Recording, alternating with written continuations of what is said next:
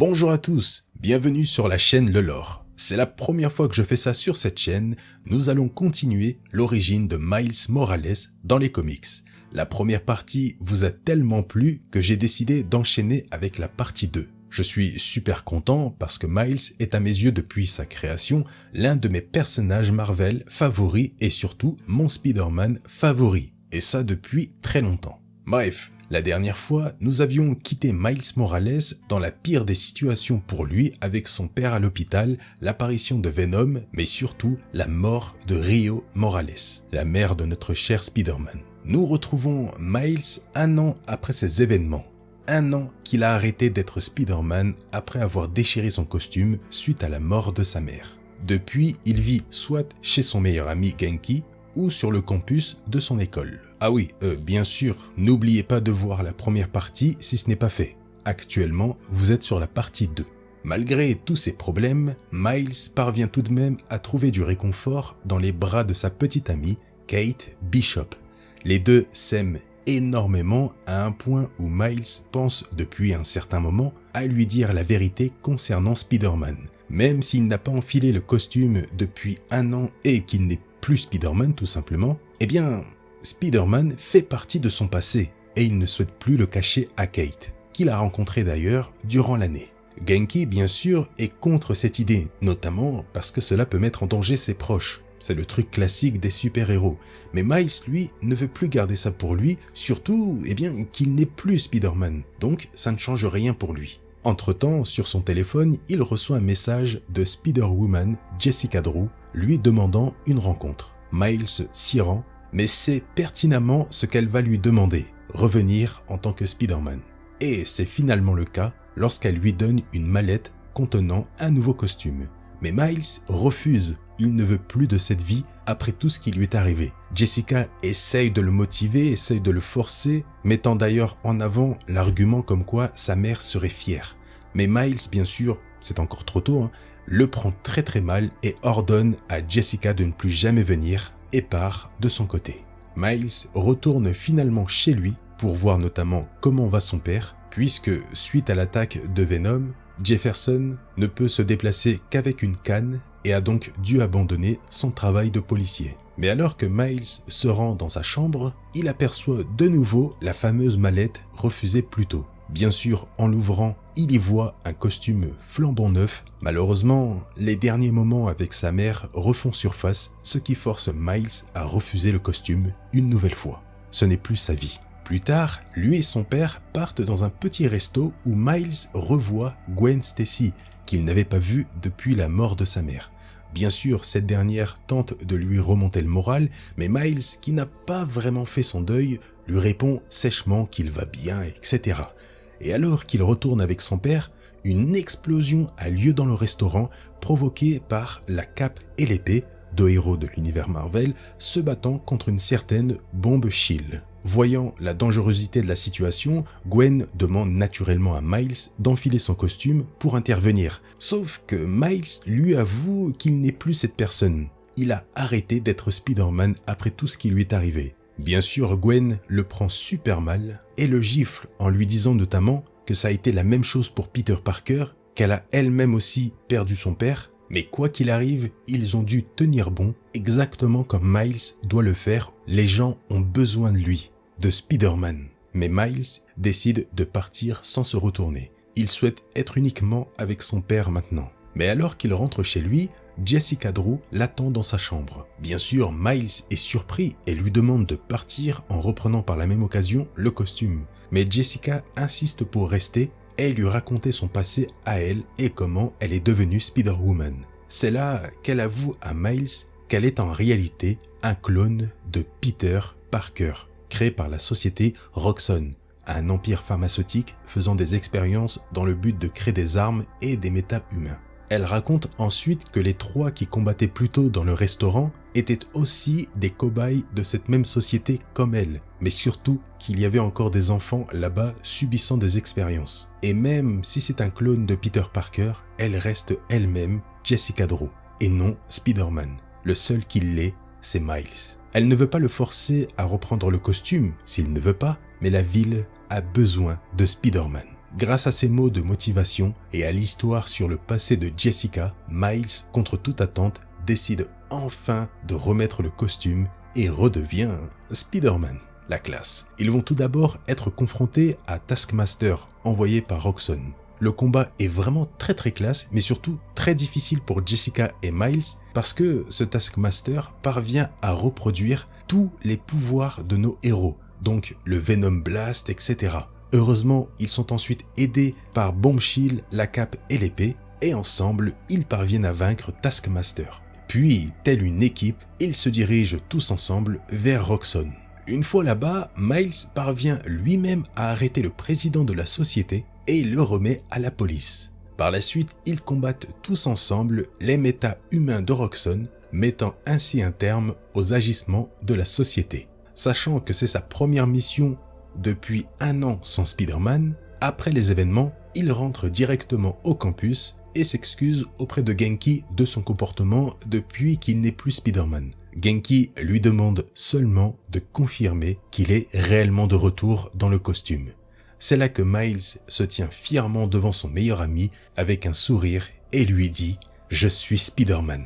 Quelle image incroyable. Après la reprise de son rôle en tant que Spider-Man, un événement très grave se produit sur la Terre. À cause des agissements de Logan dans une autre réalité, cela a créé un chaos dans le multivers entier, transportant des personnages de différents univers dans d'autres univers. Et celui qui a été envoyé dans la réalité de Miles n'est nul autre que le Galactus de la Terre principale de l'univers Marvel, la Terre 616. Bon, forcément, son arrivée crée un énorme bordel et la moitié de la ville est détruite. Miles enfile le costume et s'associe avec d'autres héros de la ville pour combattre le dévoreur des mondes tout en aidant les civils. Une fois cela fait, Miles se dirige directement chez son père pour l'aider à se mettre à l'abri, mais dès qu'il arrive, Jefferson le rejette rapidement. Forcément, à ses yeux, Spider-Man est responsable de la mort de Aaron Davis, son frère, et de sa femme Rio Morales.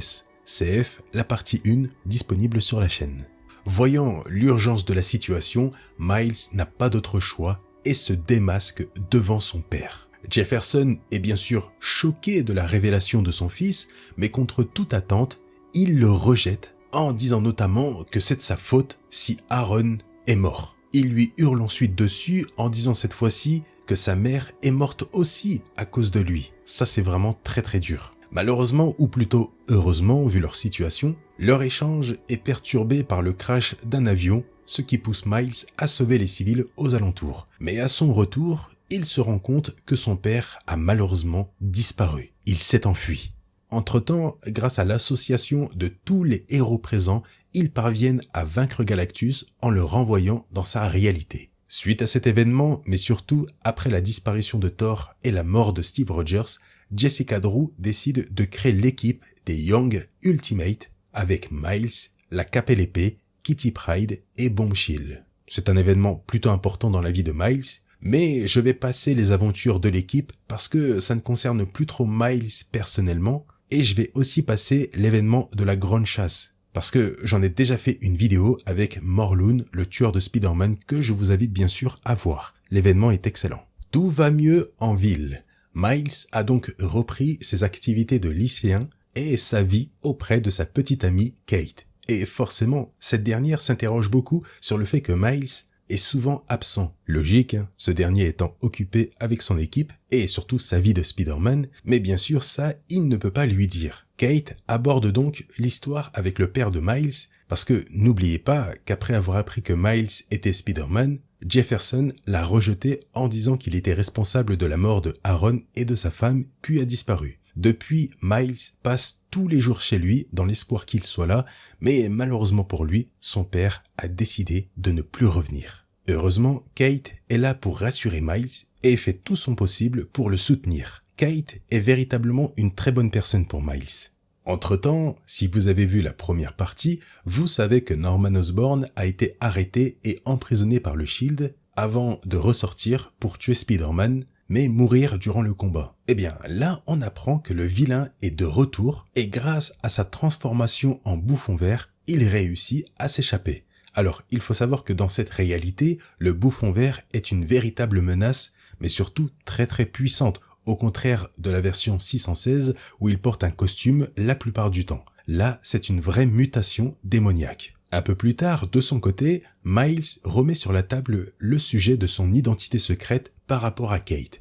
Il souhaite toujours lui dire qu'il est Spider-Man parce qu'il l'aime et il ne veut plus lui mentir. Bien sûr, Ganke, lui, est contre cette idée une nouvelle fois, notamment parce que c'est trop dangereux. Mais Miles, lui, persiste. Il demande donc un rendez-vous à une experte concernant ce sujet, Mary Jane. Forcément, Peter lui avait avoué son identité secrète. Elle est donc la meilleure placée pour savoir comment aborder le sujet et si c'est une bonne idée. MJ lui dit en gros qu'elle trouve ça bien que Peter lui ait dit le plus tôt possible, parce que sinon elle aurait rompu avec lui à force de disparaître sans explication. Par contre, elle avertit Miles que dévoiler ce secret, c'est comme demander quelqu'un en mariage. Un lien très important se crée entre les deux personnes une fois le secret avoué. Miles doit donc être sûr de sa relation avant de le dire à Kate. Je trouve cette partie de l'histoire excellente parce que le secret fait entièrement partie du dilemme de Spider-Man et c'est important de le montrer. Alors qu'il rentre chez lui pour prendre des vêtements et voir comme d'hab si son père est là,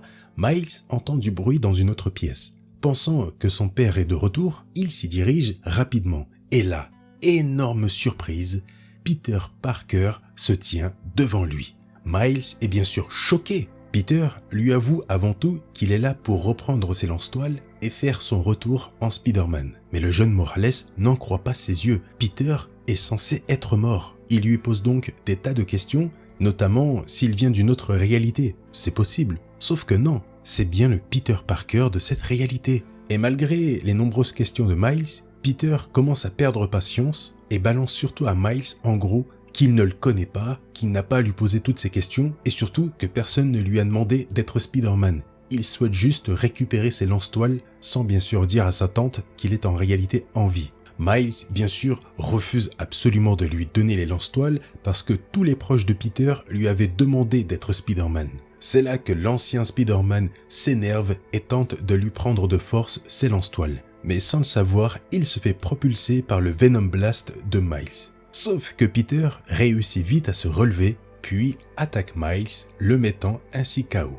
Une fois réveillé, déjà il s'aperçoit qu'il n'a plus ses lance-toiles, Miles se dit que c'est en réalité un clone, exactement comme Jessica Drew. Le lendemain, il décide donc d'en parler à Ganke, et alors qu'ils discutent de ce sujet, Kate fait son apparition.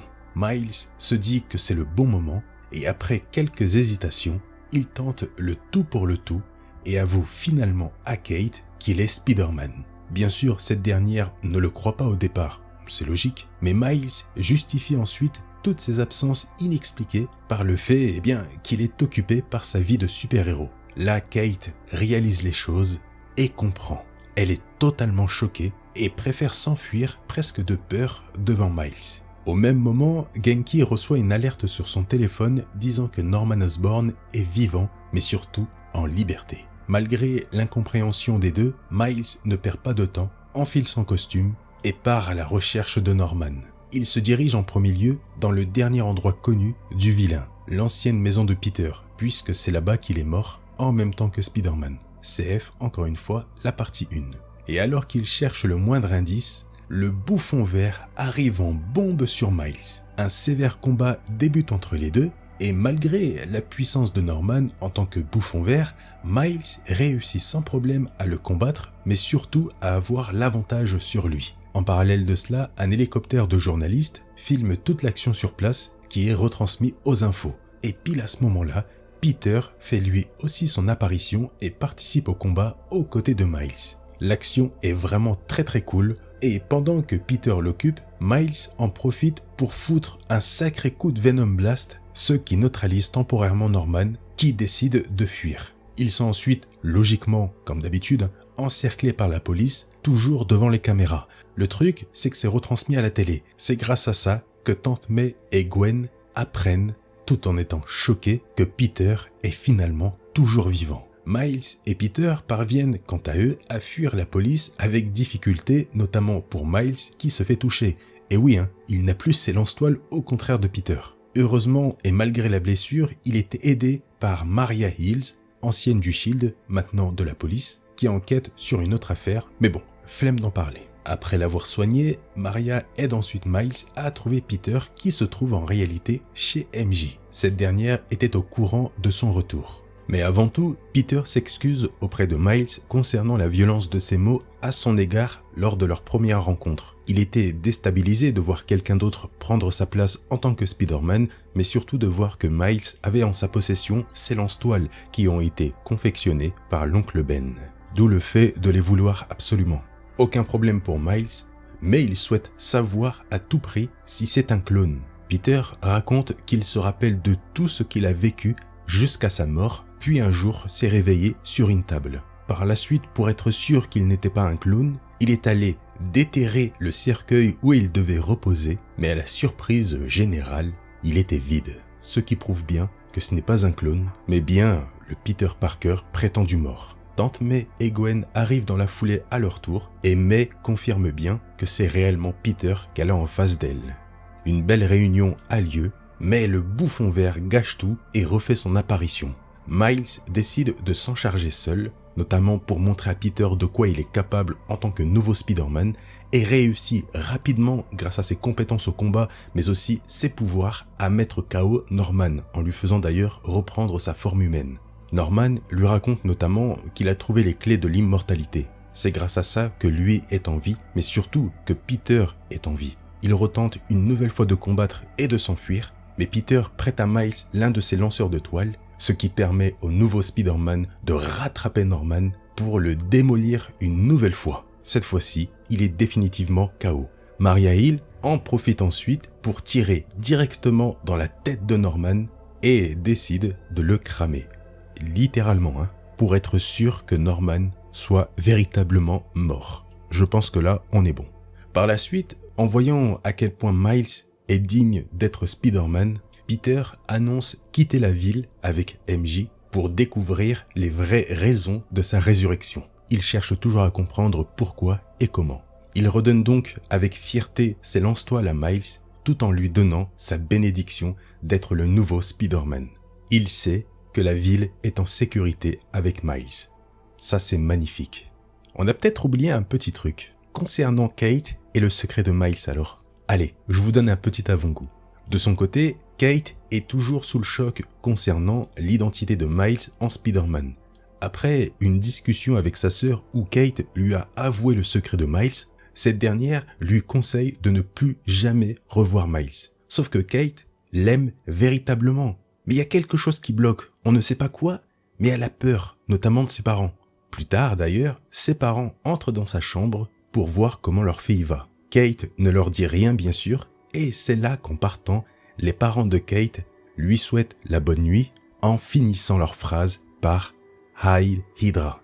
Ouf! Et oui, les parents de Kate et Kate elle-même font tous partie d'Hydra.